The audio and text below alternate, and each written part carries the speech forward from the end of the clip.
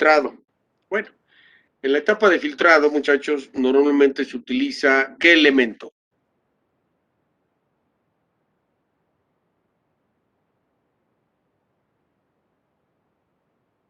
¿Quién me puede decir? ¿Capacitores? Capacitor, perfecto. Ahora, ¿qué tipo de capacitor suele emplearse justamente, primordialmente, Giovanni? ¿Se me escucha? ¿Perdón? Sí, porque tengo una conexión con internet, parece que es una creada mi comunidad y no tengo internet en la tarde. Ahorita estaba intentando conectarme con mis datos, pero la conexión es muy inestable. Sí, sí está un poquito complicado su audio, Raúl, un poquito complicado. Sí, le estaba comentando a uno de mis compañeros la situación de como, no sé si me escuchan bien, Se pero al parecer aquí en mi entrecorta. comunidad se robaban el... Ah, ok, a ver, permítame. Si quiere, escríbalo en el chat.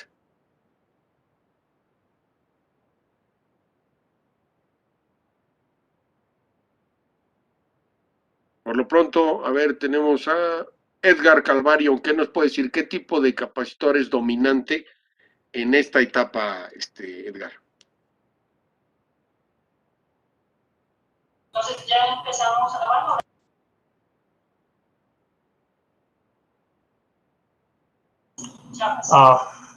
Profe, ya me dijo mi compañero Raúl Chávez Antonio que al parecer tiene problemas ahí en su casa, que se robaron el cable de internet, entonces que no tiene cómo conectarse. Ok, ok, sí, algo medio escuché, pero se entrecortaba mucho. Sí, es lo que le dije. Ok. Bueno, entonces, ¿quién nos puede apoyar un poquito? A ver, Raúl aquí está poniéndose en el chat. Yo no sé, profe, qué capacitor se tiene que usar. Ok, ok, de acuerdo. Va a depender, ¿no, profe? Si va a pasar altas o bajas frecuencias. Fíjese la pregunta. Dominantemente en la etapa de filtrado, después de la etapa de rectificación, ¿cuál es el tipo de capacitor que suele utilizarse de acuerdo a lo que usted ha visto o ha estudiado? Los El electrolítico. Electrolítico. Ok, esta respuesta es la que estaba yo esperando para hacer otra pregunta, ¿sí? Vamos a ver quién nos podrá responder. Bruno García, ¿sí? Bruno García. ¿Cuántos Sí, tipos de profe. capacitor electrolítico conoce usted? Ay, ay, ay. Yo los diferenciaba como electrolíticos y cerámicos, pero de los electrolíticos no conozco muchos. Ok, no está familiarizado. No. Ok, no sé. Gustavo López, ¿tendrá usted idea? Eh, no conozco capacitores electrolíticos. Igual que Ok, mi compañero solo conocía de los tipos, ¿no? Como los subclases. ok, de acuerdo. Bueno, voy a aprovechar para mencionarlo. Como electrolíticos, muchachos, existen tres tipos diferentes, ¿sí? La característica del capacitor electrolítico, como saben y que ahorita vamos a recordar, es que tiene como propiedad una polaridad debido justamente al electrolito que se le coloca en el interior. Dependiendo del electrolito que se utiliza, es uno de los tipos de capacitor que se encuentran en el mercado para aplicaciones particulares. Existen los capacitores electrolíticos de aluminio, ¿sí? Que están construidos con aluminio, llevan un dieléctrico generalmente de papel, ¿verdad? Remojado en una sustancia electrolítica y son los que empleamos en la mayoría de estos diseños en fuentes de alimentación. ¿Por qué?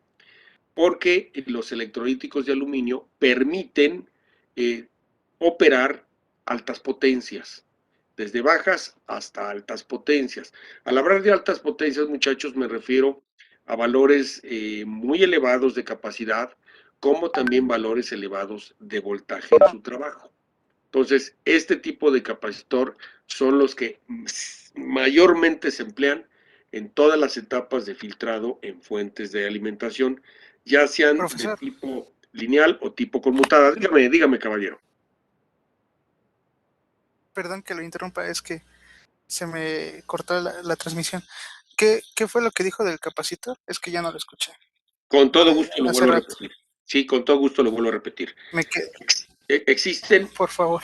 sí, tres tipos de capacitores electrolíticos para utilizar nosotros en los diseños. El dominante, que se emplea en etapa de filtrado de fuentes de alimentación, es el que se conoce como electrolítico de aluminio, porque está construido precisamente con aluminio y lleva un dieléctrico generalmente de papel, de mica con papel remojado en una sustancia líquida electrolítica que permite justamente la polarización, la ionización interna, y esto le da una polarización al capacitor.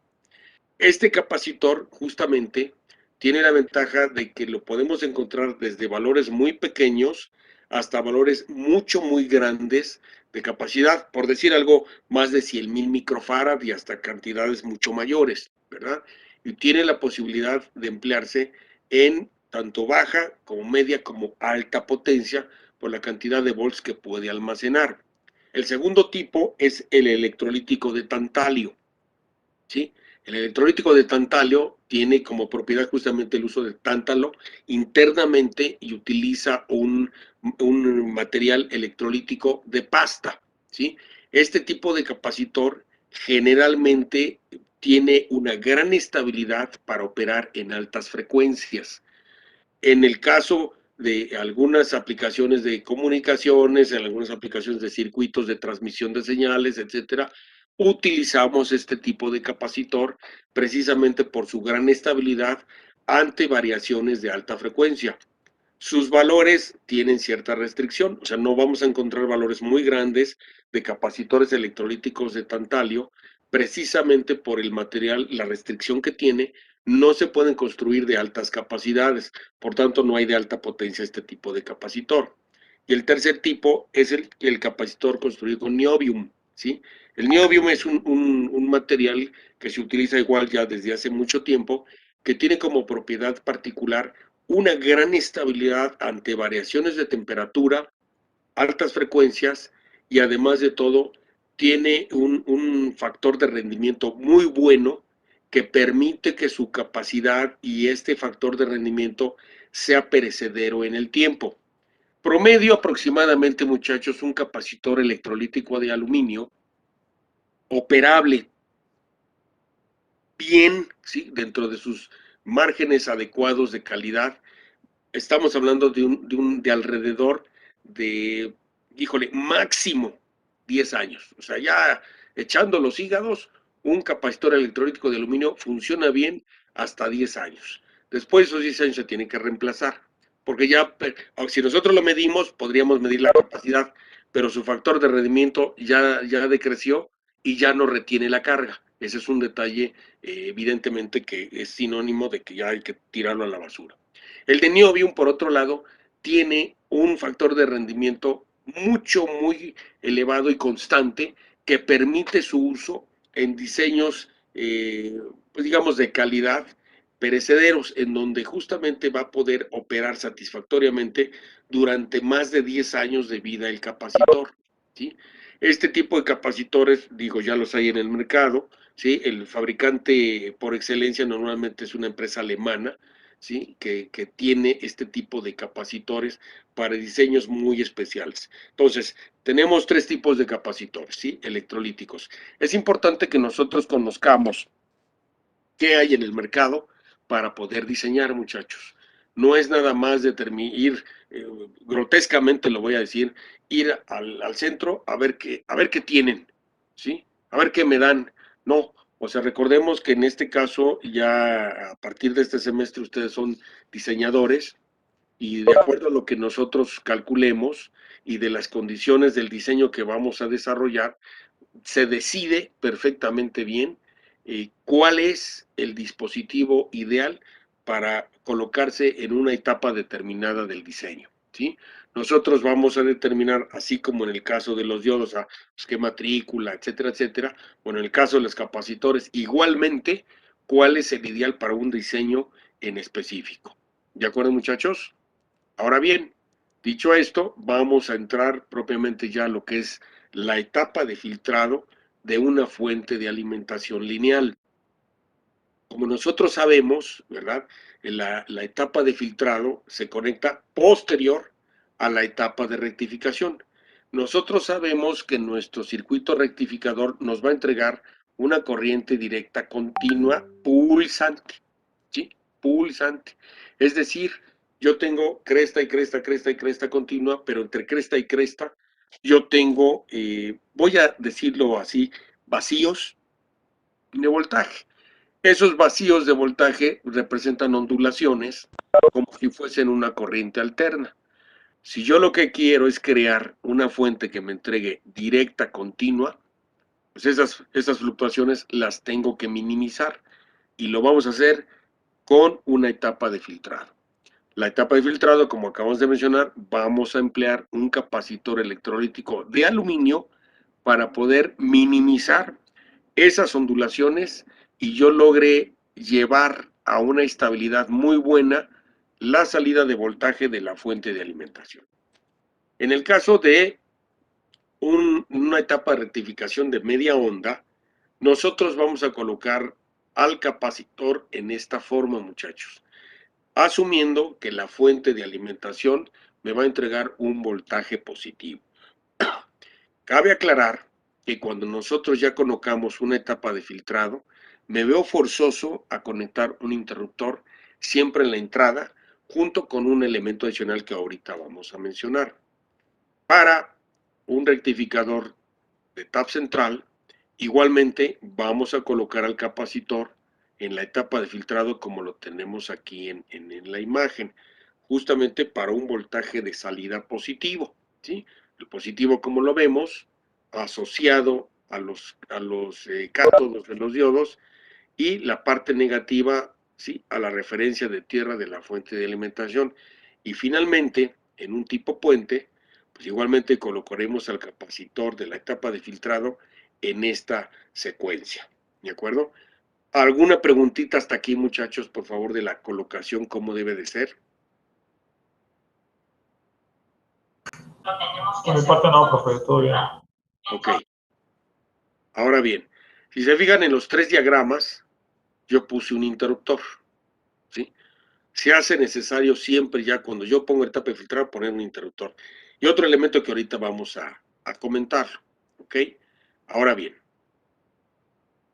nosotros vamos a tener, aquí viene la descripción general de lo que acabo yo de mencionar, que el voltaje pico rectificado tiene sus fluctuaciones y lo que vamos a hacer justamente es atenuarlo utilizando al capacitor en la etapa de filtrado. Que lo que va a suceder justamente es cargarlo, llevarlo a un valor máximo. Ahorita viene una gráfica que la voy a explicar, donde retiene la carga y durante el periodo de no conducción de los diodos va a estar descargándose el capacitor, manteniendo estable la señal a la salida, ¿sí? El voltaje de rizo es el enemigo número uno de los circuitos electrónicos, ¿sí? Porque ese voltaje de rizo pues es una ondulación, es el equivalente de una corriente alterna que nos provoca ruido, ¿sí? Y el enemigo número uno de los circuitos electrónicos es el ruido. Entonces, para minimizarlo, porque no lo podemos erradicar, se utiliza justamente la red de filtrado, ¿ok? El factor de rizo, ¿verdad?, que es propiamente la cantidad de ruido que tiene la fuente de alimentación, se determina dividiendo el voltaje de rizo pico a pico entre el voltaje de CD que nos entrega la fuente de alimentación. Gráficamente, ¿sí?, aquí lo vamos a visualizar, ¿ok?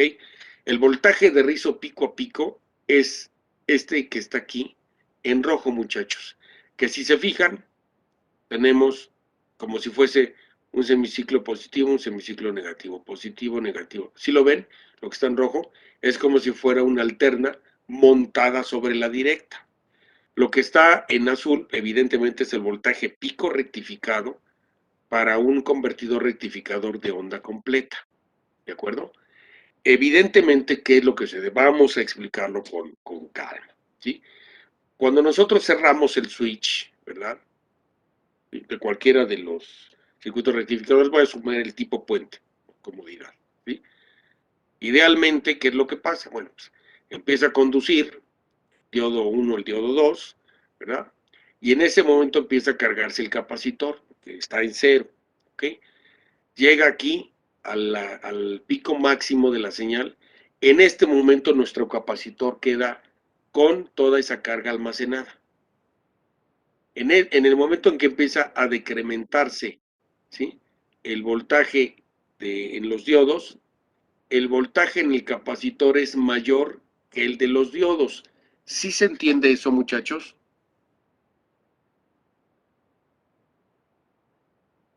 Es importante que se entienda esto. Vuelvo a mencionarlo.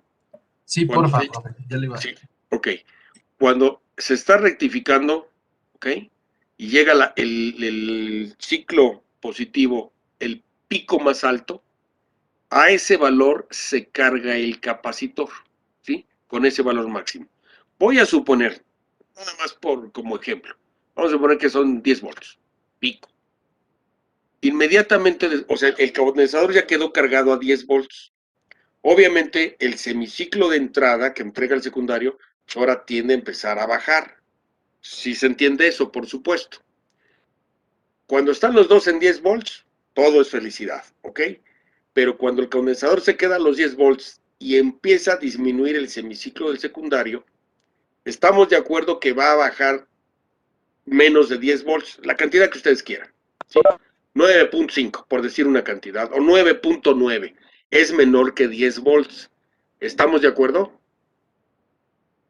Eso. Me voy a subir el diagrama para que se entienda muy bien esto, ¿sí? Es más, me voy, sí, en el tipo puente. Entregaron 10 volts, estaba conduciendo el diodo 1, el diodo 2, el diodo 3 y el diodo 4 están en inversa. ¿Hecho? Yo tengo los 10 volts y empieza a disminuir el semiciclo en el secundario. Ya es 9.9. ¿Hecho? El condensador tiene 10. ¿Sale? Y a la entrada de los diodos tengo 9.9. ¿Sí? ¿Sí me siguen? 9.9 es menor que 10. ¿Sí? Por lo tanto, como 10 está en el cátodo del diodo 1, el cátodo es más positivo que el ánodo porque tiene 9.9. ¿Sí se entiende eso?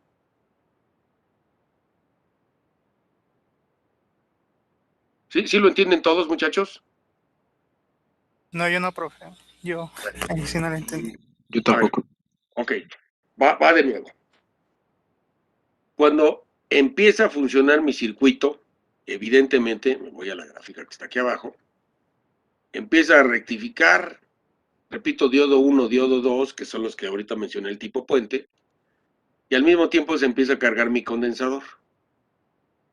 Va a llegar al valor máximo pico. Yo supuse 10 volts. Si quiere le ponemos 20, lo que usted necesite, no pasa nada, ¿ok? Lo importante, le estoy dando un valor numérico para que se entienda qué es lo que va a suceder. Yo supuse 10. ¿Les parece bien 10? ¿Lo dejamos en 10? Sí, señor Sí, Eleazar. profe. Sí, sí, sí, está Hecho. bien. Ok. Entonces, llegamos a 10 como máximo, en mi ejemplo. En ese momento, mi condensador ya tiene 10 volts almacenados. Aquí, 10. E inmediatamente después empieza a disminuir la cresta, porque el voltaje en el secundario, como es alterno, llega a su valor máximo y disminuye. ¿Estamos de acuerdo en eso? Vamos a suponer que disminuye de 10 a 9.9. 9.9 es menor que 10. ¿Estamos de acuerdo, señor Eleazar? Sí, profe. Eso, ahora sí. Yo tengo 10 volts en los extremos del condensador. Aquí arriba yo tengo 10 volts. ¿Sí? Esos 10 volts están aquí en los dos cátodos. ¿Sí? ¿Hecho? Y en el ánodo del diodo 1 yo tengo 9.9. Y disminuyendo. ¿Hecho? Esto quiere decir que es más positivo el cátodo que el ánodo. Por esa diferencia. Y va disminuyendo, 9.9, 9.8, 9.5, 9, 8.5, etcétera, etcétera. Cuanto más va bajando aquí, es más negativo el ánodo que el cátodo. ¿Sí lo visualiza el señor Eleazar? Sí, ya. Eso. Ahora, cuando esto sucede, en el instante en que yo aquí tengo los 10 y yo aquí tengo 9.9, en automático el diodo 1 ya está en inversa. Y por consiguiente el diodo 2 también. Y como diodo 3 y diodo 4 están en inversa, todo el puente está en inversa. Ya no conduce ningún diodo. En cuanto el condensador llega a su máximo valor y empieza a disminuir en el secundario el voltaje de entrada, en ese momento todo el puente está en inversa. Ningún diodo conduce. ¿Y qué es lo que pasa? El condensador se va a descargar. ¿Sobre quién?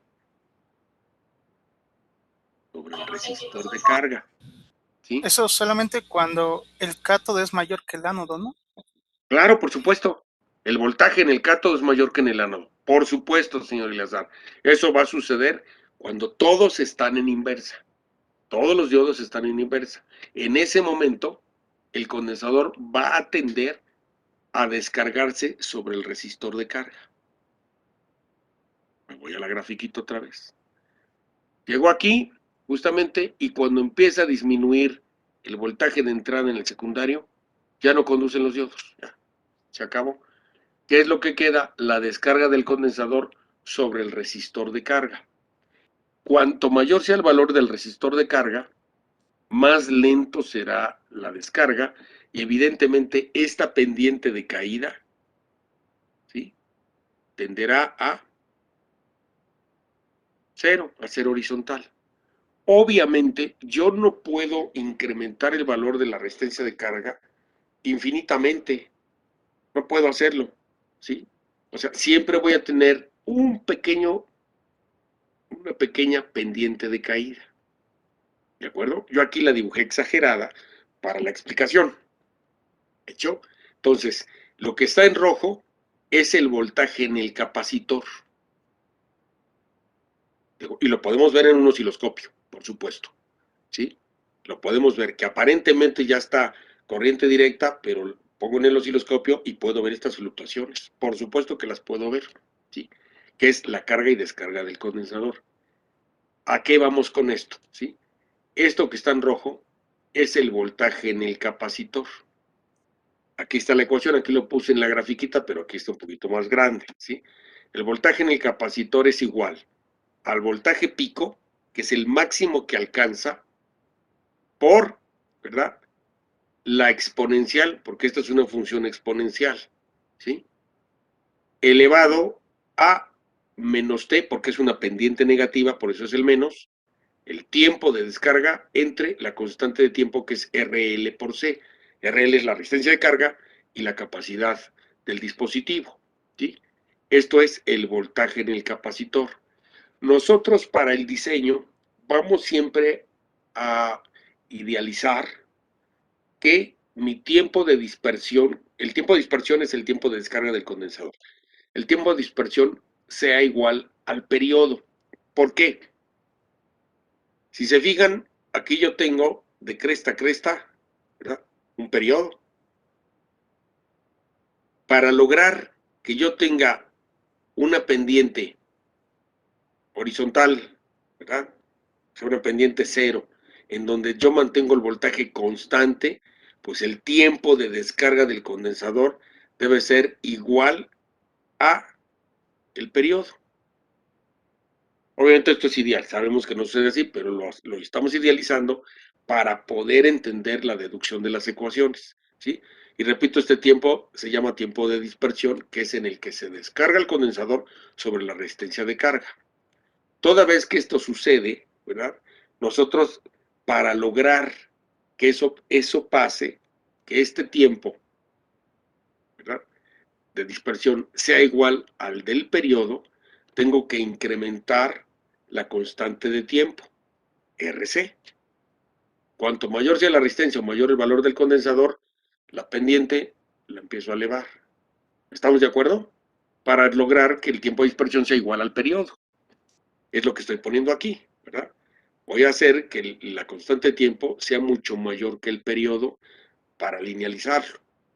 Si esto sucede, bueno, pues ¿qué sucede? El voltaje de rizo pico a pico, bueno, tendremos que es igual al voltaje pico rectificado por la recíproca de la frecuencia o la resistencia de carga por el capacitor. ¿Cuál frecuencia? La frecuencia del circuito rectificador, muchachos. ¿Sí? Si estamos hablando de onda completa, la frecuencia son 120 Hz. Si hablamos de media onda, esta frecuencia en la ecuación son 60 Hz. ¿De acuerdo? Notemos que si son 120, lógico, por la recíproca multiplicando por el voltaje pico, el voltaje de rizo pico a pico se hace más pequeño. Si es media onda, como la frecuencia aquí es mucho menor, pues tiende a ser más grande el voltaje de rizo. Obviamente a mí me conviene un diseño en el que el voltaje de rizo pico a pico, que es esta amplitud, disminuya considerablemente. Razón por la cual nosotros generalmente vamos a usar en los diseños fuentes de alimentación con rectificadores de onda completa para disminuir ese voltaje de rizo que finalmente es ruido en la señal, ¿sí? Y tenemos que buscar a toda costa atenuarlo, ¿sí? No lo podemos eliminar, pero sí lo podemos atenuar a valores prácticamente despreciables. Entonces, para tal propósito, es lo que nosotros vamos a hacer, ¿de acuerdo? Toda vez que nosotros ya tenemos el voltaje de rizo pico a pico, calculamos el voltaje de CD, ¿sí? El voltaje de CD se determina, ¿verdad?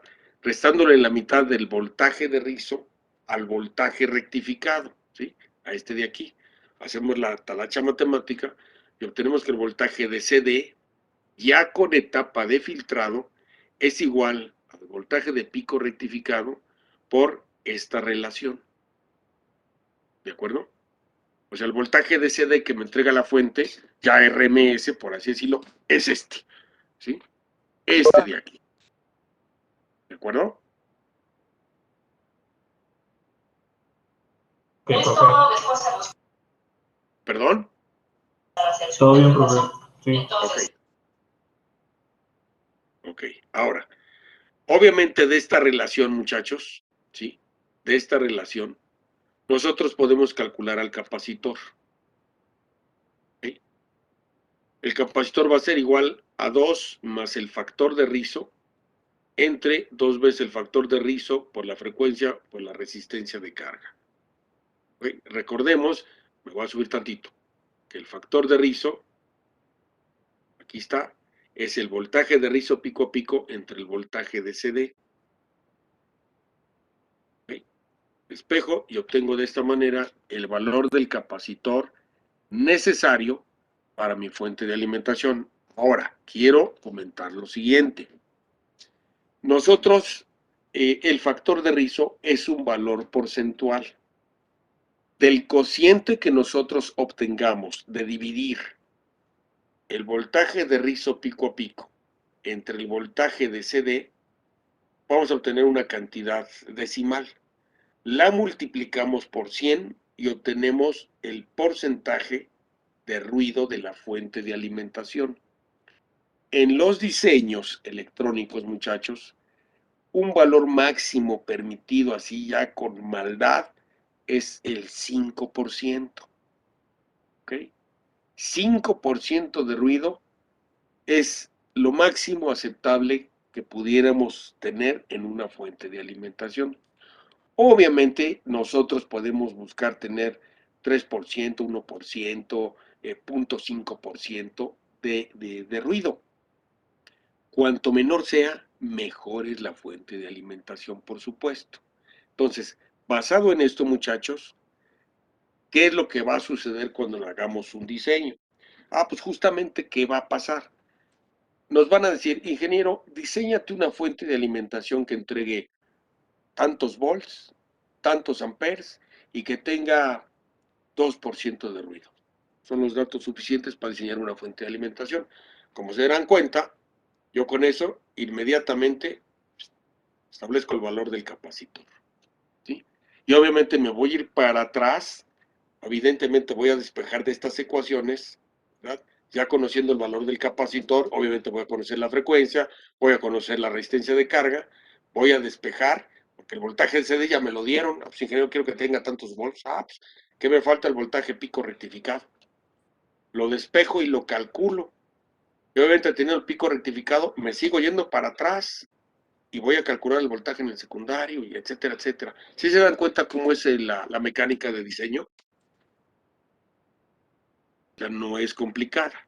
O sea, en realidad es sencilla. Ahora, otro detalle interesante, ¿sí? Que vale la pena mencionarlo, muchachos. No viene aquí, ¿sí? Pero les doy el tip.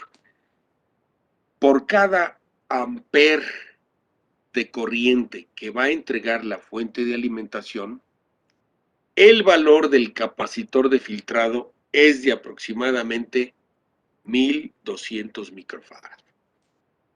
De 1000 a 1200 microfarad. De tal forma que si ustedes quieren diseñar una fuente que entregue 2 amperes, el valor del capacitor promedio es de 2000 microfarad. Quiero que entregue 3 amperes, pues 3000 microfarad. ¿Sí? Que quiero que entregue medio amper, pues 470 microfarad. ¿Sí? ¿Sí me explico la relación? Independientemente que lo calculen, este es un tip importante, un tip rápido de diseño para que lo consideren justamente en desarrollos que tengan ustedes que hacer. Nosotros sabemos, me voy a volver a subir a la gráfica, muchachos, que si yo incremento el valor del capacitor, tarda más en descargarse. Obviamente, esta pendiente de caída, ¿sí? La elevo, o sea, disminuyo su ángulo, ¿verdad? Casi a cero, ¿verdad? Pero no me conviene. ¿Por qué? Porque si yo le pongo un valor de capacitor enorme, pues sí se va a tardar muchísimo en descargar. El problema va a ser que se va a desfasar la corriente con respecto al voltaje en el capacitor. Recordemos allá en sus clases de dispositivos, creo que en teoría de los circuitos, que ustedes estudiaron justamente circuitos RLC, si la memoria no me falla. Y ahí ustedes comprendieron que justamente tanto la bobina como el capacitor, uno adelanta y otro retrasa el voltaje. Bueno, lo retrasa con respecto a qué? La corriente, ¿sí? Nosotros debemos siempre buscar que mi voltaje, ¿sí?, esté en fase con la corriente, siempre, para que yo de esta manera tenga potencia sobre la carga. Si yo pongo un valor gigantesco de capacitor, voy a desfasar la corriente con respecto al voltaje. Entonces yo voy a crear lo que se llama una fuente fantasma. ¿Qué es una fuente fantasma? Yo la mido con el voltmetro y digo, pues me entrega a los 10 volts, pero le pongo la carga y se cae a cero. ¿Qué pasó? ¿Dónde está todo el voltaje? Está desfasado voltaje y corriente. Entonces, evidentemente ahí se pierde y no funciona la fuente. Razón por la cual yo no puedo incrementar aleatoriamente el valor del capacitor. Lo tengo que hacer de acuerdo al cálculo, porque justamente con el cálculo yo mantengo en fase corriente y voltaje. Al tener en fase corriente y voltaje, yo tengo potencia en la carga y entonces mi fuente sí funciona. ¿Sí me expliqué, muchachos? Sí, profe. Sí, profesor. Sí, profesor. Perfecto. Entonces, nosotros, ya lo estamos viendo, tenemos que calcular el capacitor y no puedo excederme porque entonces sufro desfasamiento y mi fuente no va a funcionar, ¿sí? Aparentemente yo la puedo medir con un voltmetro y digo, no, pues ahí está todo el voltaje, padrísimo, pero misterios de la vida, le ponen la carga, lo que sea un foquito, y ni prende, y miden el voltaje, pues se cayó a cero. ¿Qué pasó? ¿Algo está mal? Pues sí, el ingeniero. Así de sencillo. Ahí está mal el cálculo. Entonces, en ese sentido, nosotros debemos estar conscientes que vamos a minimizar el rizo, pero no lo vamos a desaparecer, ¿sí? Si yo pretendo desaparecerlo, desfaso el voltaje con respecto a la corriente y la fuente no sirve. ¿De acuerdo? Entonces vamos a estar conscientes que siempre tendremos un tanto por ciento de ruido, que puede ser pequeñito, por supuesto, lo podemos hacer pequeño, ¿sí? 1%, 0.5%, se vale, pero va a estar presente, sin exceder los límites que harán que la fuente de alimentación no funcione. ¿De acuerdo? Hasta aquí alguna preguntita, muchachos, por favor. Profe, nomás una pregunta. Cuando Sí. dio el ejemplo de así hipotético que si le pedían a diseñar al ingeniero, necesitaba nada más, creo que dijo 3 cosas, nada más que Sí, en la que no, bueno, no entendí bien fue en el ruido. Ya no vi cuál es ok. la fórmula para calcular el ruido. Ok, no, lo explico otra vez, Giovanni, no se preocupe. Ok, Los tres datos que normalmente nos van a proporcionar son el voltaje que va a entregar la fuente de corriente directa, que es justamente este de aquí, ¿ok? Este. Por decir algo, quiero una fuente de alimentación que entregue 20 volts, 2 amperes. Ah, perfecto, ya tengo el dato, ¿sí? Voltaje de corriente directa son los 20 volts. La corriente que va a entregar la fuente, 2 amperes. Y el tercer dato adicional es el factor de ruido que equivale al ruido que va a producir la fuente.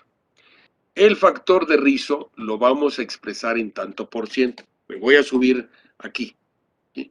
El factor de rizo, como lo tenemos, se calcula dividiendo el voltaje de rizo pico a pico entre el voltaje de CD. El voltaje de rizo pico a pico es precisamente esta fluctuación. Y el voltaje de CD es el que yo quiero a la salida en la fuente. Como mi cociente es una cantidad numérica pequeñita, lo multiplico por 100 y me arroja el porcentaje. Ese porcentaje máximo, y lo dije, si usted quiere, un poco de mofa, ¿no? De maldad, 5%.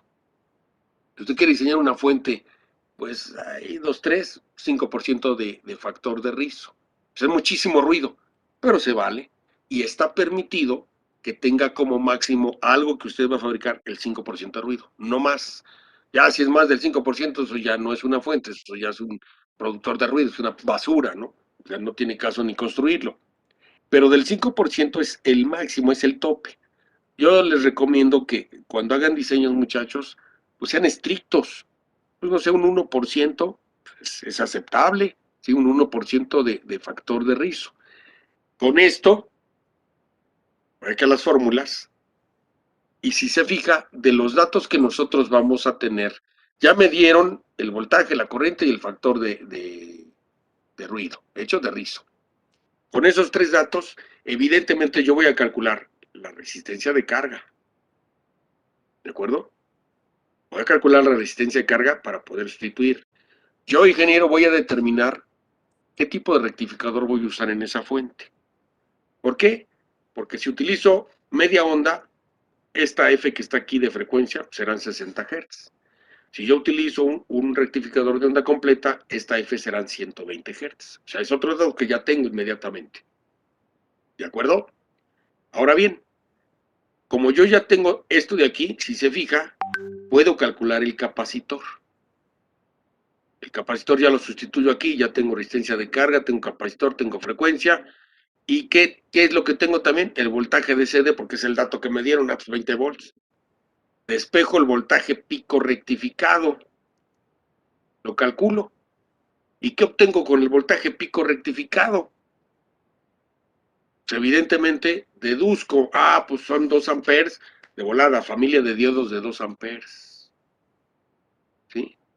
Busco para 2 amperes, la escojo y digo, pues si el voltaje pico rectificado que calculé son, por decir una cifra, 22, le sumo el voltaje de forward del diodo, porque obviamente era al revés lo que hemos estado haciendo, se lo sumo y son 24 volts pico, los que me tienen que dar el secundario del transformador. Entonces ya también calculé lo que me tiene que dar el transformador.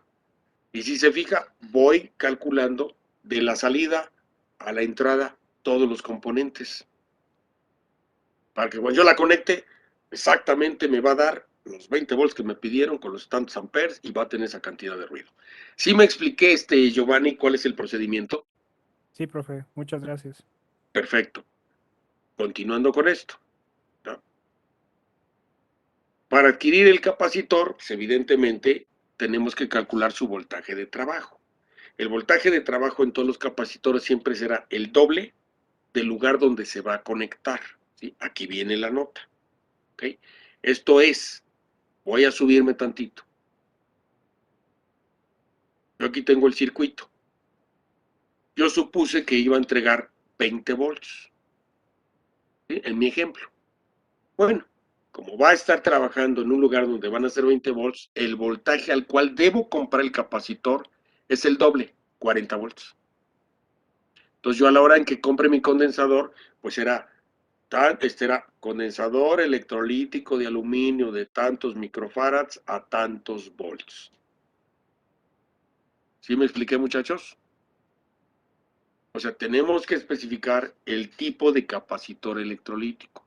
Yo sé, de verdad créanmelo, yo sé que si han comprado condensadores electrolíticos de aluminio en el centro o los recursos que andan por ahí, por la escuela y todas esas tiendas chimoltruferas, pues generalmente llegaban y decían, quiero un electrolítico.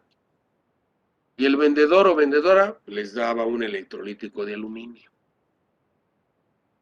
Yo les aseguro, como ejercicio nada más de reconocimiento, que si van a alguna tienda en el centro y le dicen, quiero un electrolítico de aluminio de tantos microfarads a tantos volts, de estas condiciones nos falta definir otra más. Igual y les dicen, no hay. ¿Cómo que no tiene? No, no tengo. Y lo más chistoso de todo, la forma en que se expresan es de terror, ¿eh? Les puedo decir, nomás tengo de botecito, joven. Híjoles, como para machacarle los dedos contra el piso, ¿eh? O sea, ni que fuéramos albañiles para estar hablando de botes, o sea, por su madre, ¿no? O sea, se llaman condensador electrolítico de aluminio, que el encapsulado cilíndrico es otra cosa, pero no se llama bote, ¿ok? O sea, es condensador electrolítico de aluminio. Los que son de tantalio son diferentes. O sea, no vienen en esa presentación. Y los que son de niobium se parecen a los de aluminio, pero tienen un encapsulado diferente, normalmente de color rojo. A ver si tengo alguno por aquí. No tengo a la mano de niobium, pero sí tengo de tantalio. Los muestro en la cámara, muchachos. Son estos que están aquí, hasta arriba en color amarillo. ¿Sí? Esos de ahí son condensadores electrolíticos de tantalio. ¿Ok? Vean obviamente el encapsulado y la forma física. No tiene nada que ver con un cilindro. O sea, de verlo, inmediatamente saben que es un electrolítico de tantalio de inserción. ¿Qué quiere decir de inserción? Que se mete en la tarjeta y se suelda parte de abajo. Así de sencillo. Tiene una cara de componentes, el PCB, y tiene una cara de soldadura. De hecho, el electrolítico de aluminio, pues es el cilindro que normalmente todo el mundo conoce. Repito, no tengo aquí a la mano. Ah, sí, sí tengo uno. Sí tengo uno. Sí tengo uno.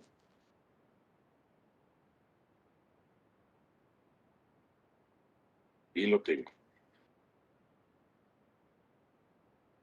Este de aquí es un electrolítico de aluminio en montaje radial. ¿Sí? Es otra cosa que tenemos nosotros que especificar. El tipo.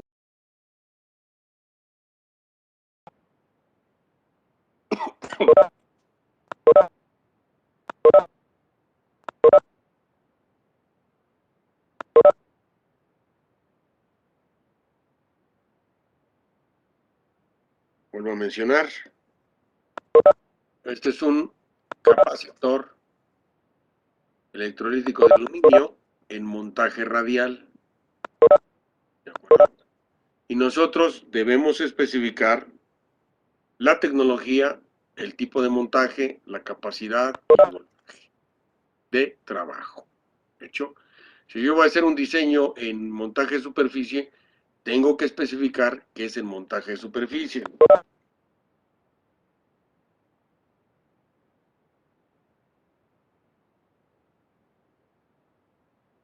Este de aquí son capacitores electrolíticos de aluminio en montaje superficial, estos que están aquí, estos cilindritos, ¿sí?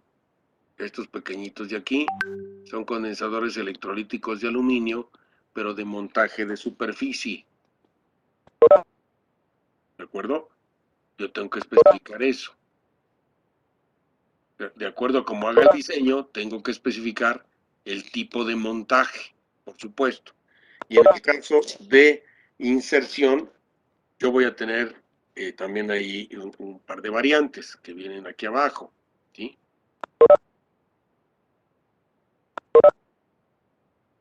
el montaje radial, que es el que acabo de mostrarles, y el montaje axial, que es el de la derecha.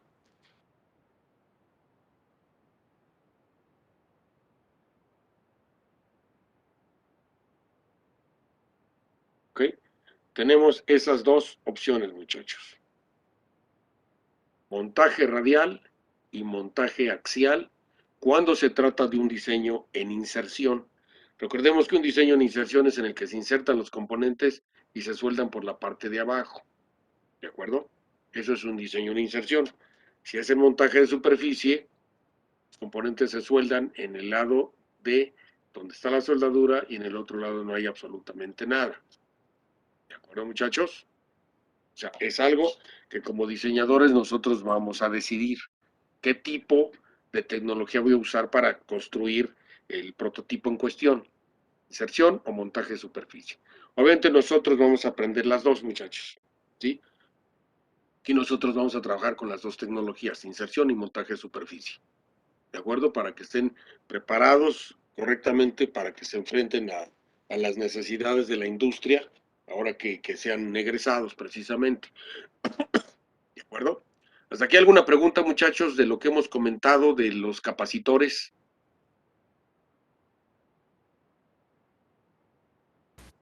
No, profe. No, Todo bien, profe. profe. Todo bien, profesor, gracias. Ok, perfecto. Ok, bueno. Ahora bien, nosotros ya vimos que podemos minimizar el rizo colocando una etapa de filtrado compuesta por un condensador electrolítico de aluminio a la salida del circuito rectificador. Y como tal debe de estar pegado al circuito rectificador. Aquí está el puente rectificador y luego está junto el capacitor de la etapa de filtrado. ¿Sí? O sea, no tengo los diodos en un lugar y el capacitor como a 10 centímetros. No. Debe estar junto para que sea eficiente su funcionamiento. ¿Ok? Tengo a los diodos que me forman un puente y tengo al capacitor inmediatamente a la salida del puente. ¿Sí lo ven, muchachos? Ya de aquí yo ya puedo distribuir el voltaje de CD que me entrega esta etapa de aquí. ¿De acuerdo, muchachos? Sí, profe. Ok.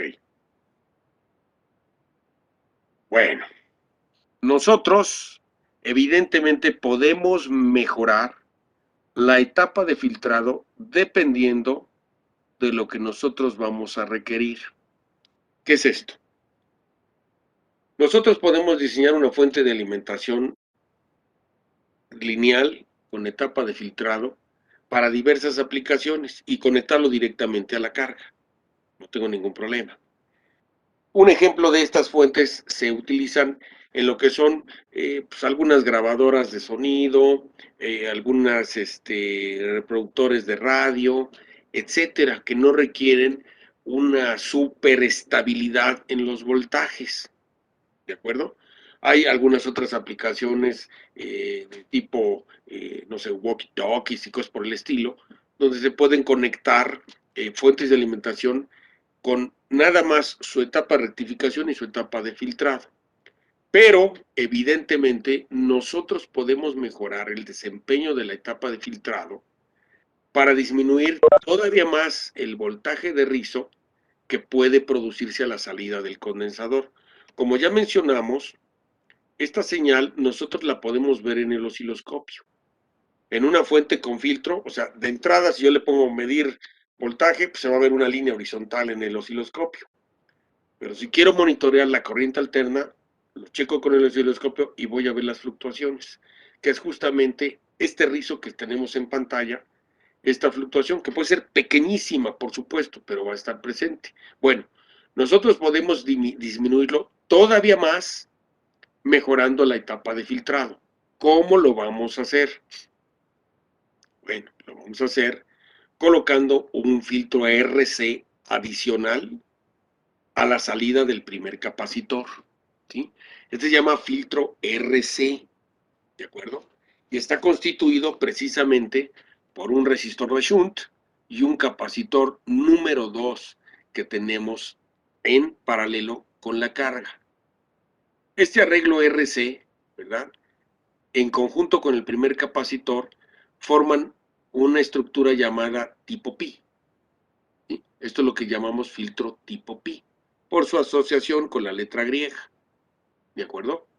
Y repito, la finalidad de este circuito es disminuir el voltaje de rizo para algunas aplicaciones no críticas. Entendamos por aplicación no crítica, pues equipo comercial, pues un reproductor de radio, un modularcito, cosas así que no son graves, ¿verdad? Que yo diga, necesito una superestabilidad. De hecho, hay equipo que probablemente tengan ustedes en su casa, equipo de audio, ¿verdad? Como me refiero a un amplificador de potencia, un modularcito, utiliza la fuente así como la estamos viendo en pantalla. No tiene reguladores, no tiene nada, así tal cual. Y no notan ustedes la diferencia porque está muy bien atenuado el ruido, ¿sí?, con un filtro de esta naturaleza. Bueno, aquí el detalle interesante es que este tipo de fuentes, este tipo de filtro, perdón, es válido para consumos de máximo medio ampere, muchachos. ¿Ok? Medio ampere. Por eso yo digo normalmente un equipo de audio por ahí que tengan en casa, que no es tan de gran consumo, pues lo tienen, ¿sí? O sea, no es de gran consumo muchos equipos que tiene uno en su casa. Entonces, para cuando mi consumo en la carga será máximo exagerado medio ampere, este circuito me puede servir sin ningún problema, ¿de acuerdo? La característica del resistor de shunt es que debe ser un valor muy pequeño, ¿sí? Suficientemente pequeño para que pueda fluir los 500 miliamperes sin que se sobrecaliente y, por supuesto, como es una resistencia, en conjunto con la de carga se forma un divisor de voltaje. Si yo le entrego 20 volts aquí, por ese divisor puede que mi carga ya reciba menos de los 20. Para asegurarme que yo reciba casi los 20, tengo que buscar que este resistor de shunt sea suficientemente pequeño para la hora de hacer el cálculo con el divisor de voltaje, a lo mejor de 20 cae a 19.8. Pues no fue gran pérdida, me es funcional. ¿De acuerdo, muchachos? ¿Se entiende eso? Profe, una pregunta rápida. Sí. Ahí en ese diagrama, ¿qué era F1? Es el fusible. ¿El fusible? Sí. Okay. Ahorita voy a explicar algo importante. Cuando nosotros utilizamos etapa de filtrado, nos vemos obligados a calcular la protección adicional que yo decía al principio. Esa protección adicional es el fusible. Vamos a aprender a calcular los fusibles para las fuentes de alimentación también, porque si no le ponemos fusible, se puede dañar. Y no solo la fuente, sino la carga. Entonces, en ese sentido, vamos a aprender también a calcular el fusible. Sí, ahorita que terminemos la etapa de filtrado, vamos a calcular el fusible, cómo se hace y cómo seleccionamos a los fusibles para nuestras fuentes de alimentación. ¿De acuerdo, señor? Sí, profe. Hecho. Bueno, hasta aquí alguna duda del filtro RC, muchachos. Por mi parte no, profe. Ok. Bueno. Para poder analizarlo y determinar los componentes del filtro RC, pues hacemos el análisis en CD inicialmente. ¿Ok? Aquí yo tengo el resistor de shunt, tengo el resistor de carga, el condensador 2 no lo dibujo porque en corriente directa se comporta como un circuito abierto, pero mi condensador número 1, que es el de entrada, ya tiene en sus extremos el voltaje de CD que me entrega la fuente, ese voltaje de CD que calculamos con esta fórmula de aquí. ¿Estamos de acuerdo? Ese voltaje de CD en los extremos del condensador 1 lo represento como el BCD que está aquí. ¿Y qué formé un divisor? Yo necesito calcular el voltaje en los extremos de la carga. ¿Sí? Pues se hace por divisor de voltaje, como lo vemos aquí. Evidentemente, nosotros buscaremos un valor de resistor de shunt que me permita tener prácticamente todo el voltaje de entrada en la salida. ¿Sí? Evidentemente, nosotros lo vamos a proponer. la caída de voltaje en los extremos del resistor de shunt máximo puede ser probablemente un volt, muchachos. Si yo tengo 20, pues que salgan 19 máximo. Con este dato yo reemplazo aquí en la ecuación y como el resistor de carga lo conozco, despejo el valor del resistor de shunt. Y ya lo obtuve.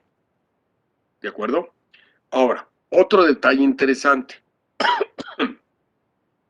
Vamos a hacer un ejemplito aquí con esta formulita. Vamos a suponer que queremos los 20 volts, como dijimos, ¿verdad? Y tenemos 20 volts de BCD. A la salida vamos a suponer que sean los, vamos a ser más estrictos, 19.5 volts y que el resistor de carga, hijo, es que no tengo un calculador aquí, que sea para cuántos amperes les gusta, muchachos.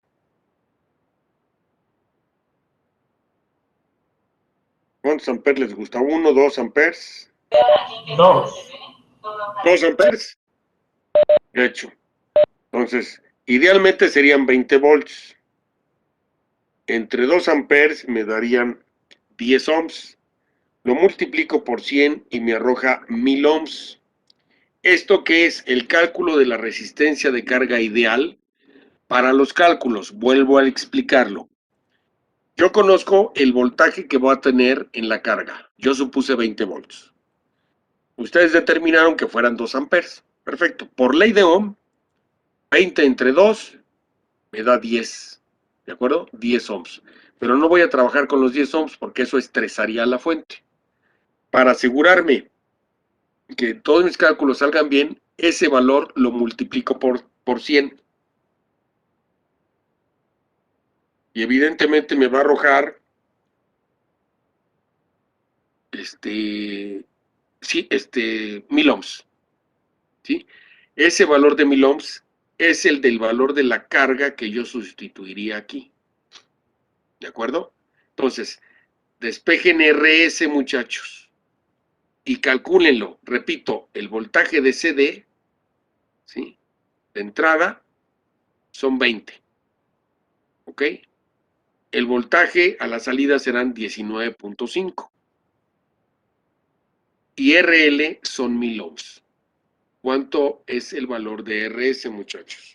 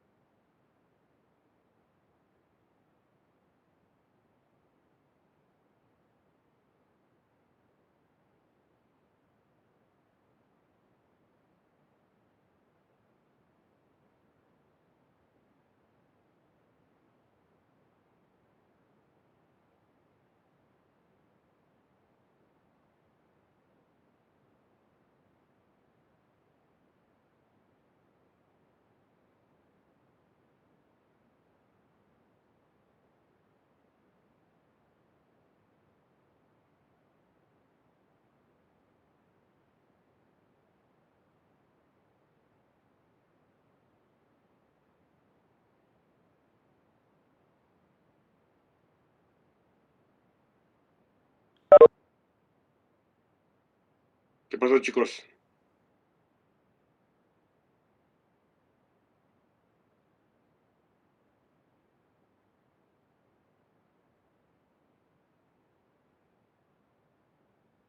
¿Cuánto era de RL, profesor? Disculpe. ¿Perdón? ¿De RL cuánto era? 1000 ohms. Ah, ok.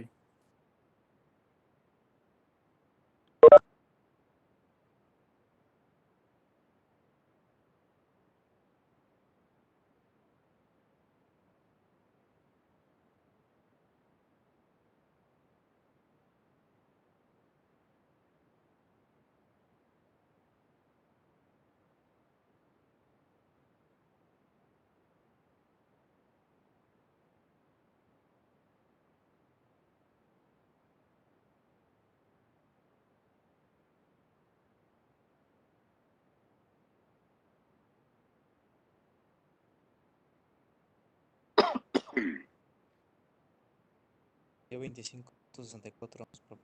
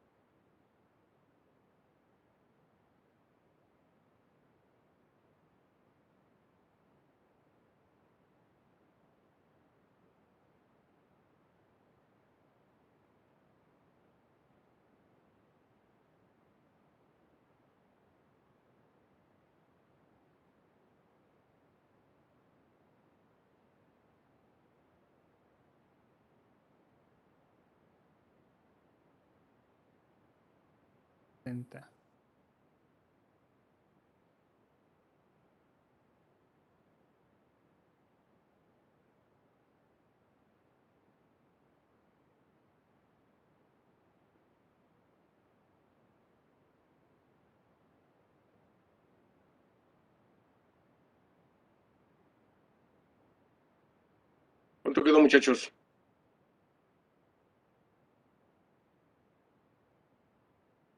5.64.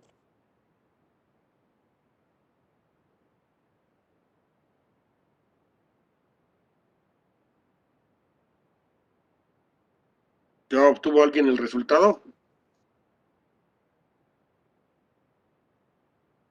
Son 25.6 ohms. No lo he calculado yo, por eso les pedí que lo hicieran ustedes. No lo he calculado yo. Vamos a ver si otro compañero obtuvo el mismo resultado, quiere decir que está correcto. ¿Los demás ya lo hicieron, chicos? ¿Cuánto dijiste, compañero? 25.6 ohms. A mí también me sale 25.6 ohms. ¿También le sale eso?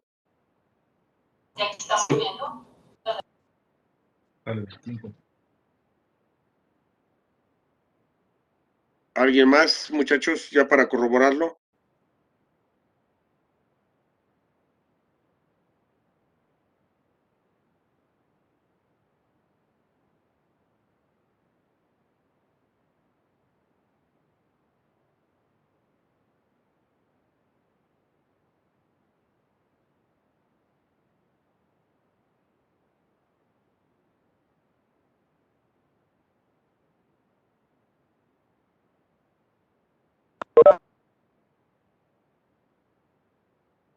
Yo tengo duda, profe. Por ejemplo, Dígame. es que cuando hice lo de la institución, por Ajá. ejemplo, arriba te queda BCD por RL, ¿no? Que serían 20 por 1000, ¿no? Acérquese un poquito más al micrófono, de favor. Ok, ¿así me escucha? Bueno. Así, perfecto. Ajá. Perfecto. Sí, tenía duda con respecto a la operación. No Ajá. sé si, por ejemplo, cuando haces la sustitución, te queda arriba BCD por RL. Sería 20 por 1000, ¿no? Sí, obviamente. Y abajo sería 20 más 1000, ¿no? 20 más 1000. No, porque estamos Sí, es escribiendo RL. correcto. No, los 25 ohms que calculó su compañero, es correcto. Ok, es que ahí me sale otro resultado. ¿Cuánto le arroja a usted? Así. Sale 19.6078 Ohms. ohms. Sí, a mí también. Bueno, puede ser que a lo mejor sea el número de decimales que emplearon sus compañeros. Puede ser por cuestión de decimales. Profe, yo tengo una duda. Sí, ¿El BCD de la igualdad del lado izquierdo es el mismo que aparece en el lado derecho? ¿El que está en no, minúsculas? no. El BCD del lado izquierdo corresponde al de salida, que serían los 19.5 que yo 5. supuse. Y estos son los 20, los de la entrada. Y estos que están aquí multiplicando son los 20 de entrada. Es correcto. Ah, entonces creo que entonces sería 19.1176.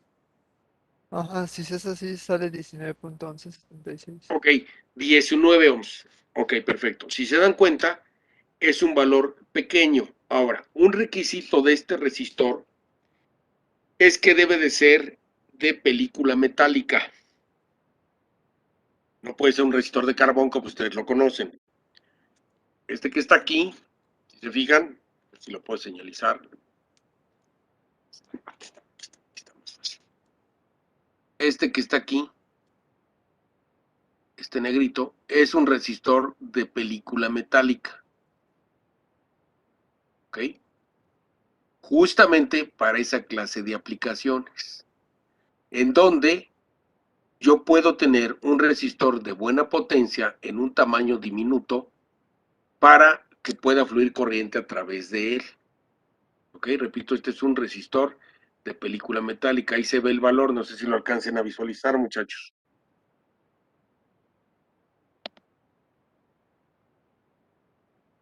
Está al derecho, ¿verdad? Alcancé a leer 2 watts, ¿no? O 2 W. Sí, dice 2 watts y su valor es de 0.5 ohms. 0.5. ¿Ok? Eso. Este tipo de resistor justamente es el que se utiliza en los filtros, precisamente RC en las fuentes de alimentación. No se colocan resistores de carbón, dado que el flujo de corriente va a hacer que se incremente notablemente su temperatura y se empieza a quemar. Lo primero que se quema es todo el recubrimiento y se caen las franjas de colores y todo esto. Estos resistores de película metálica están construidos con cerámica, metal, precisamente para poder soportar el flujo de corriente y su disipación de calor sea efectiva. ¿Ok?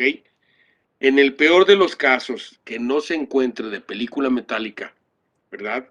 De hecho, si ustedes van al centro, y me atrevo a decirlo, si le dicen a alguna chancluda, oye, necesito un resistor de 19 ohms de película metálica, no, mi chavo, pues eso no hay, nomás tengo de colores, o sea, estamos arruinados, ¿de acuerdo?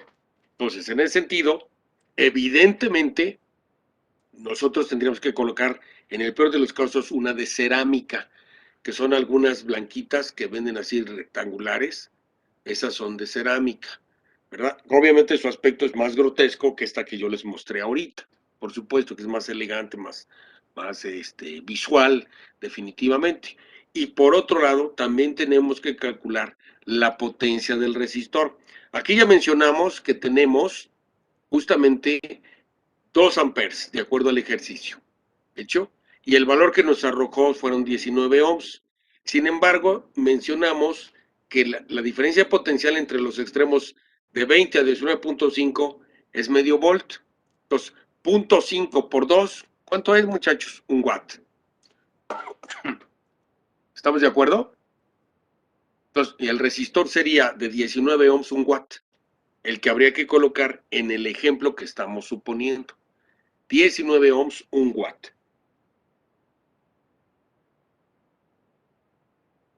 ¿Sí se entendió, muchachos, el cálculo del resistor?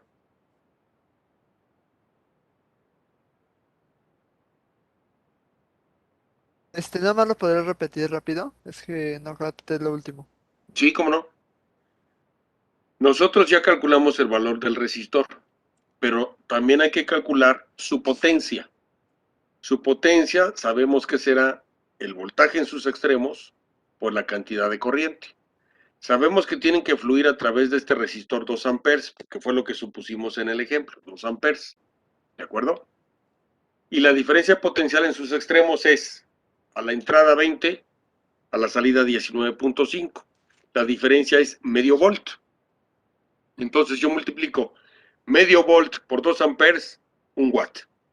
Entonces el valor al que voy a colocar yo el resistor de shunt, en el ejemplo que puse aquí arriba, ¿sí? Será 19 ohms, 1 watt de película metálica o de cerámica. Y de esta manera yo tengo la certeza de que cuando lo conecte voy a tener a la salida 19.5 volts y los 20 a la entrada. Obviamente, si disminuyo el valor del resistor, me incrementa el valor de voltaje a la salida. ¿De acuerdo? Sí, gracias, profe. De nada. Ahora, en este tipo de arreglos, en la mayoría de los casos, se utiliza el mismo valor del capacitor a la salida que a la entrada. ¿Hecho? Si, como mencionamos, 2 amperes serán promedio 2000 microfarads aquí, 2000 microfarads a la salida, para asegurar el flujo adecuado de corriente y que no tenga yo desfasamiento voltaje-corriente en la carga. ¿Hecho? ¿Se entiende eso, muchachos? Ahora bien, eso fue para saber el valor de CD que yo tengo en la carga ahora con este nuevo filtro. Me falta calcular el nuevo valor del voltaje de rizo pico a pico, o sea, el ruido. Nosotros sabemos que aquí vamos a tener un voltaje de rizo pico a pico que se calcula con la ecuacioncita que tenemos aquí arriba, esta de aquí. ¿Sí? Este voltaje rizo pico a pico es el que yo tengo en los extremos del primer condensador. Pero obviamente al poner el nuevo filtro, este voltaje rizo pico a pico va a disminuir. ¿Cómo se calcula? Muy fácil. Esto fue para el voltaje de CD. Para el voltaje de rizo, ahora utilizo el análisis en CA, en donde aquí yo sigo teniendo el resistor de shunt, tengo el resistor de carga, pero ahora voy a considerar la reactancia del capacitor 2. ¿Sí? La reactancia del capacitor 2. ¿Y qué tengo en los extremos del condensador 1? O sea, el voltaje de rizo pico a pico, ¿sí? Lo vemos en la gráfica. ¿Sí? Yo tengo este voltaje en los extremos del condensador 1 cuando está funcionando. ¿Sí? Cuando hago el análisis en alterna, que se llama, lo que tengo en sus extremos es alterna. Entonces, por eso en el diagrama yo lo represento como justamente una fuente de voltaje de corriente alterna, y ese voltaje es el voltaje de rizo pico a pico. ¿Se entiende, muchachos, el dibujo que acabo de hacer, el diagrama?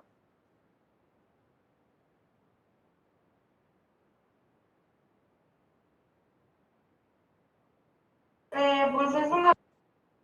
Más o menos, profe. Perdón, no lo escuché, Diego.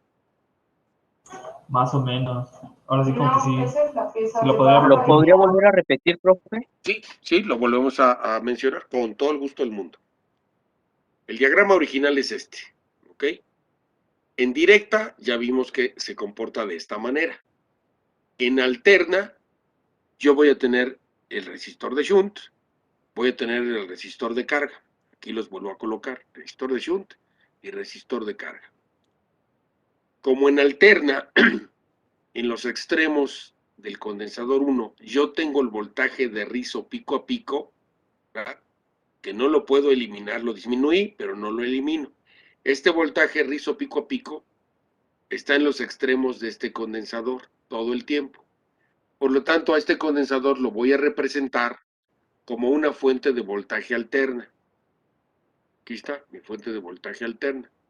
Y el valor de ese voltaje es el voltaje de rizo pico a pico. Ahora bien, el condensador 2, como va a operar en alterna, ¿cuál es la característica del condensador en alterna? Que varía su reactancia interna. Bueno, pues esa reactancia también la voy a representar. Aquí está. ¿Sí quedó más claro por qué es la representación así, muchachos? Sí, profesor. Ahora sí. Sí, profe.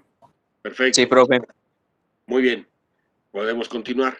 Para calcular la reactancia, utilizamos la fórmula bien consabida por todos nosotros. Reactancia en el condensador es igual al recíproco 1 en 2pi, Fc.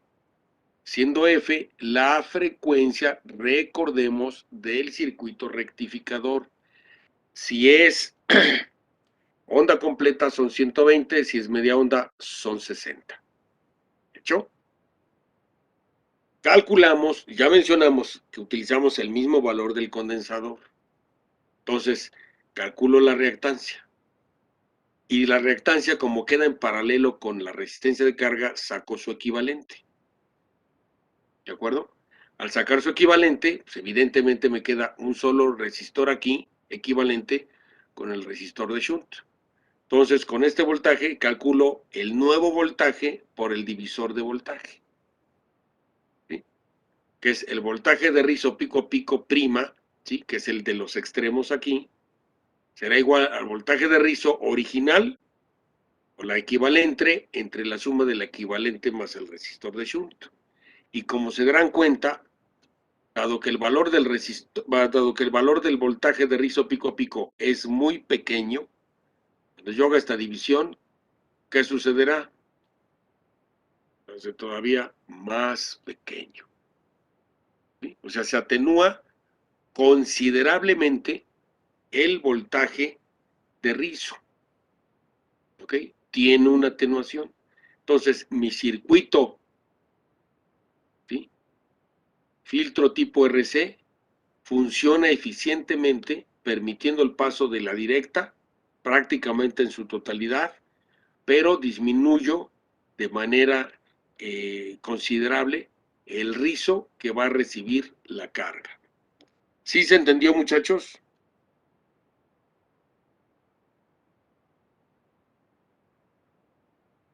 Sí, profe.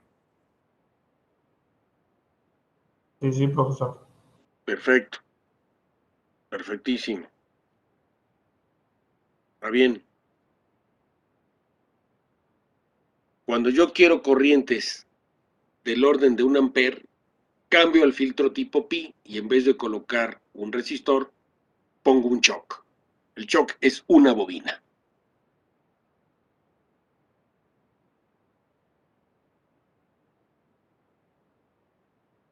O sea, en esencia, tengo la misma estructura, pero como la demanda de corriente puede ser hasta 1 amper, yo aquí ya voy a colocar un inductor. Recordemos que el inductor, pues, ante la presencia de la corriente directa, se comporta como un bilalambre. Y aquí sí podría yo decir, tengo en la entrada 20 volts, pues a la salida tengo 20 volts. O sea, la corriente directa se va a mantener prácticamente idéntica. No voy a tener variación ahí. Lo que va a ser interesante va a ser la gran atenuación que voy a tener ahora del voltaje de rizo. ¿Sí? Obviamente, yo tengo que calcular la impedancia de la bobina. Igual tenemos la fórmula 2πfl, recordando que F es la frecuencia del rectificador que estamos utilizando. 120 para onda completa, 60 para media onda. E igualmente calculamos la reactancia del condensador 2, con la misma expresión de la parte de arriba. Toda vez que tenemos la impedancia de la bobina y la reactancia del condensador, bueno, calculamos de este circuito, ¿sí?, la impedancia total, que será igual a la de la bobina menos la del condensador. ¿Ok? Eso será nuestra impedancia total. ¿Hecho? Ya con esto, nosotros vamos a calcular, como en el caso anterior, el paralelo de la reactancia del condensador 2 con la resistencia de carga para darme una resistencia equivalente. Y esto me permite redibujar al circuito. ¿Ok? Redibujando el circuito ya puedo calcular el nuevo voltaje de rizo pico a pico, que será el voltaje de rizo pico a pico original que llega, ¿verdad?, a la entrada, o la resistencia equivalente entre la resistencia equivalente más la impedancia total. Y aquí nos vamos a dar cuenta que se atenúa también de manera muy importante el voltaje de rizo en la carga. Y repito, este circuito es válido siempre y cuando nosotros necesitemos como máximo 1 amper en la carga. Ya para más de 1 amper, ya esto no es viable, se requieren otro tipo de circuitos que también los vamos a estudiar.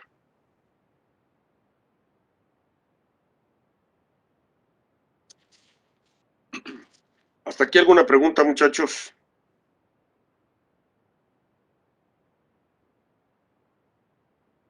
De momento no, profe.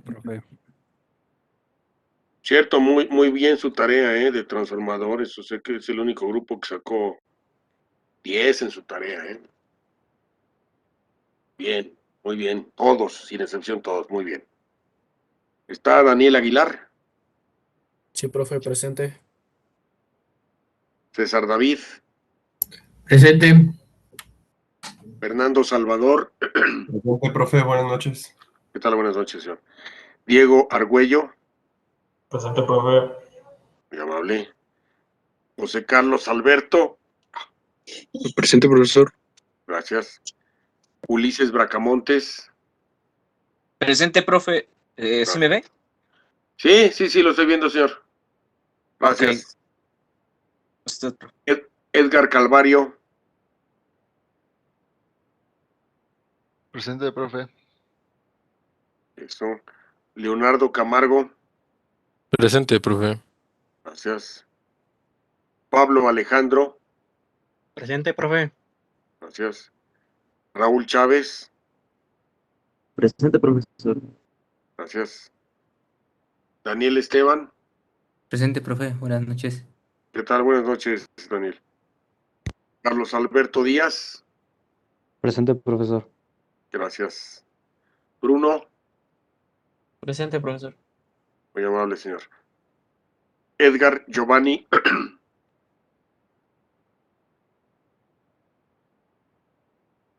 Edgar Giovanni Gutiérrez. Presente, profe. Gracias. Jesús Santiago. Presente, profe. Gracias. ¿Qué tal? Edgar Damián.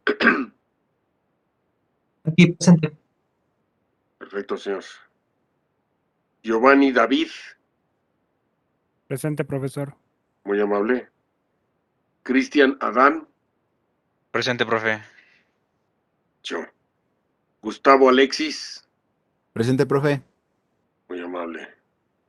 Axel Jesús. Presente, profe. Gracias.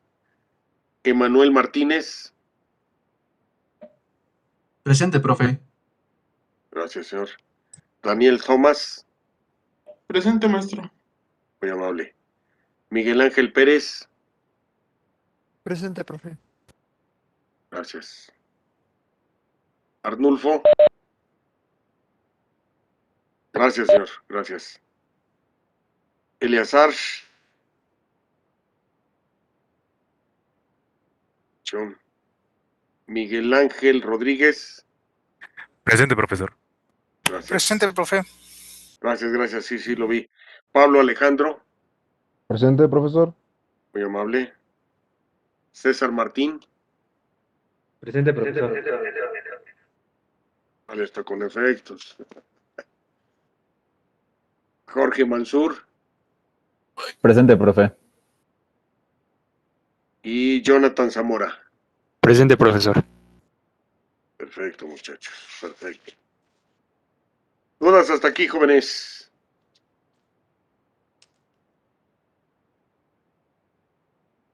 Como se dan cuenta, no es difícil para nada igualmente determinar la etapa de filtrado para una fuente de alimentación.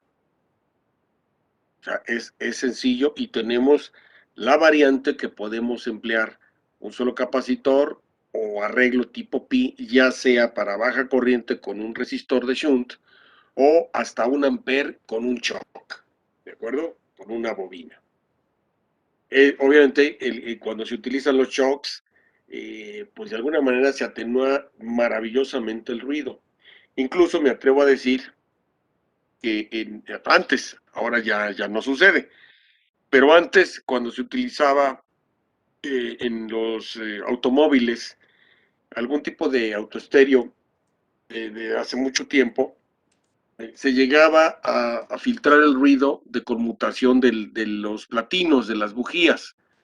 ¿Qué se hacía? Se colocaba un choke precisamente en la línea de alimentación del autoestéreo y el choke permitía los 12 volts de la batería pasar, pero justamente estaba diseñado el choke para evitar el paso de la alta frecuencia de la conmutación de los platinos y de esa manera se eliminaba.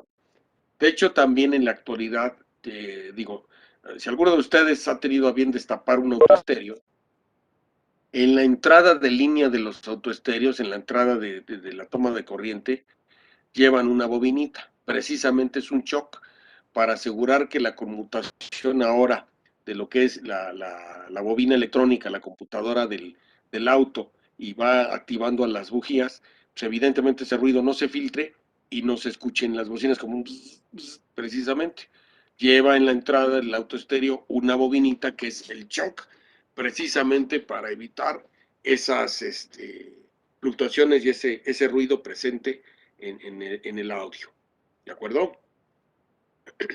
Preguntas hasta aquí, muchachos, antes de retirarnos. De momento no, profe. Perfecto. Todo bien, profe. Hecho, pues entonces nos vemos mañana para continuar con este tema y digo, vemos lo que es el cálculo del fusible, y ya posteriormente nos vamos a la siguiente etapa. Digo, vamos avanzando bastante bien en ese sentido con el aprendizaje de lo que es la fuente de alimentación. Ya posteriori vienen unos ejercicios para el cálculo del filtro, que seguramente será mañana los ejercicios que les voy a subir justamente al respecto. ¿Alguna pregunta adicional, muchachos? Por mi parte, no, profe. Por el momento no, profe. Ok, perfecto. Entonces los veo mañana, muchachos, a esta hora. Hasta luego, profe. Cuídense mucho. Buenas noches, jóvenes, que estén muy bien.